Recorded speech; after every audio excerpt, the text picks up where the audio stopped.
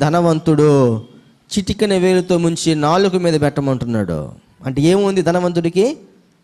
చక్కగా నాలుక ఉంది.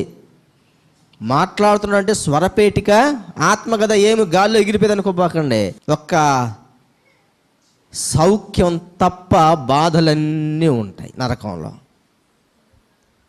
ఎస్, ఆకలి ఉంటుంది, దప్పికుంటుంది, కోపం ఉంటుంది, శరీర అవయవాల్లో పండ్లు ఉంటాయి, పండ్లు కరుగుతున్నారు కదా, ఏడుపు ఉంటుంది, అంటే భావోద్వేగం ఉంటుంది, నిన్ను కృంగదీసి అన్ని నీ మీద విరుచుకుపడుతుంటాయి. ఎంతకాలం? యుగ యుగాలు. మరి ఎందుకు క్రీస్తులో నూతనీకరించబడాలి? పరలోక రాజ్యంలో యుగ యుగాలు అక్షయ దేహాలతో ప్రభుతో ఉంటే సౌఖ్యం తప్ప బాధ పెట్టేవి ఏవి ఉండకుండా ఉండడం కోసం నూతన సృష్టిగా మారుస్తాడు.